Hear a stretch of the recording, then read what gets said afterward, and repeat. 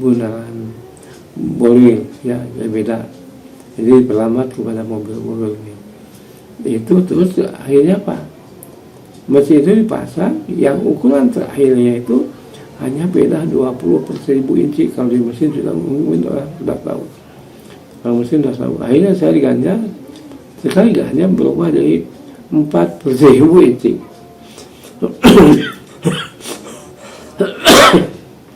Sedangkan di mesin itu umumnya mesin itu paling jeleknya itu 3/1000 inci. Karena mesin ini besar dengan putanya rendah, akhirnya saya tanya ke bos, kalau 40.000 terima enggak? Sudah saya terima akhirnya. Udah akhirnya masa mesin jalan. Pokoknya listrik sudah siap, oli sudah, mesin yang sirkulasi sudah siap, instrumen sudah siap, mesin sudah siap, jadi jalan. Begitu jalan, saya pulang karena cuti 6 bulan sekali. Di Bandung 2 minggu ya.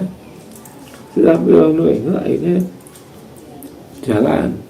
Begitu jalan, habis jalan saya lihat ya, saya perhatikan nggak ada getaran, panasnya nggak ada, udah saya keluar.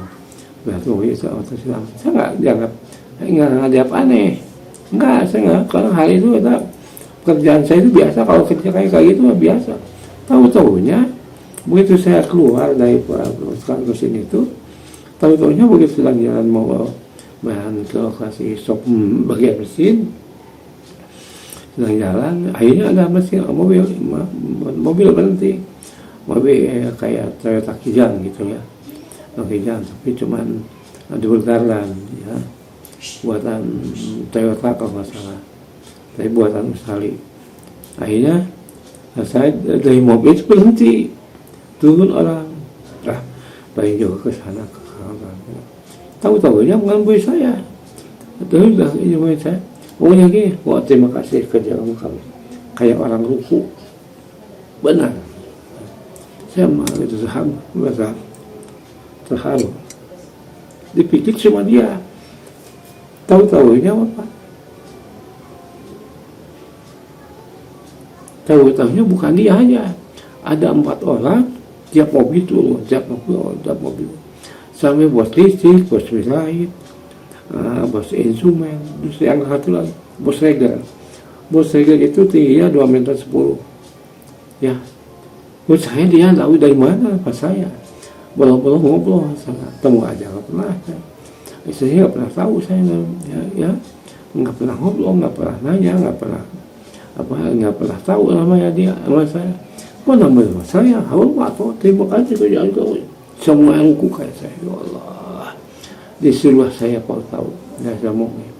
Kalau memang ada masalah dalam kehidupan, kita nggak perlu kepada ustadz kiai atau paranormal. Kita harus sujud minta tolong sama Allah, benar-benar harus kita sendiri yang kita tahu. Itu yang saya tahu. Itu yang saya anehnya, ya. Yang saya alami keanehan waktu saya kerja di Riyadh. Yang kedua, habis itu apa? Setiap begitu saya sekamar dengan teman saya, orang Cilacap, orang Pangandaran, masih orang Sunda juga, masih pamit dari, kebetulan masih ada pamit dari istri saya, tapi ada pamit tinggi ya, gitu. Tapi saya juga nggak tahu ilmunya di mana, asalnya dari keluarga siapa saya nggak tahu.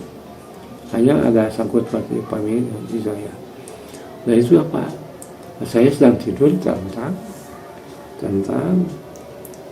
mungkin aja saya waktu itu ngorok ke bahasa Sunda itu.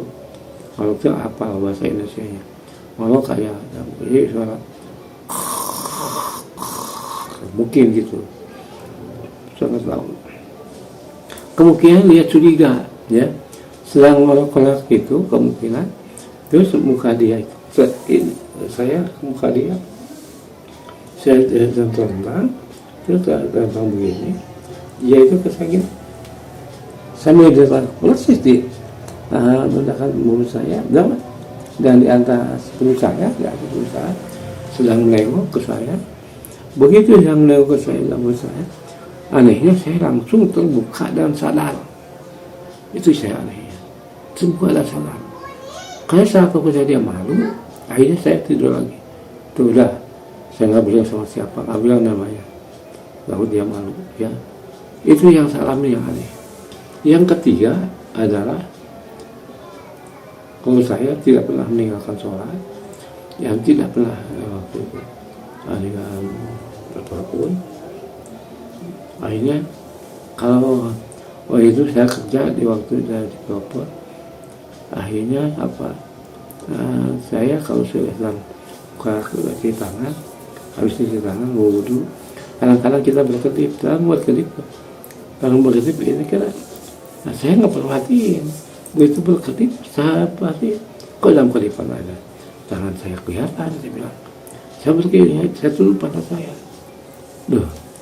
kok tangan saya kelihatan banget, saya bilang, tapi bukan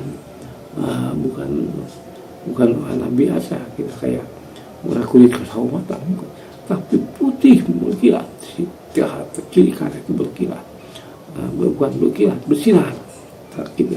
Tangan saya itu kiri kanan bersinar, itu yang saya alami, ya, bersinar. Nah, terus itu gimana? Akhirnya saya pulang dengan surplus tahun 2000, ya. 2000 akhirnya balik ke Bandung. Nah, sudah balik ke Bandung, waktu habis dari Bipot, saya akhirnya uang dari Bipot bisa bikin kosan. Asalnya kosan yang bisa diisi dengan 7 orang, ya, bisa 7 orang. Bayarnya ada kehidupan, ya, tahun 2000 itu. Bahkan tahun 94 jadi ya tahun 94-95 lah bisa bikin kosan itu, tapi dimanfaatkannya kurang lebih antara tahun 95-96 lah, karena kebetulan di tempat saya tidak ada yang kosan kan. Akhirnya saya yang penuh, kamar penuh, ya, akhirnya bisa keurusan itu dari sana. Ya, sesudah itu apa? Hanya sisa yang lainnya saya suruh bikin kerama. Kerama itu satunya habis 300.000. Jumlah bikin semua. Tapi mungkin kesalahan teknik dan juga terlalu emosi, akhirnya si pekerjaan itu tidak berhasil sama sekali, malah jadi hancur. Tapi yang bahayanya kita itu bisa cukup untuk hidup karena punya kosan. Itu yang saya amal itu uang kos kerja, ya, bisa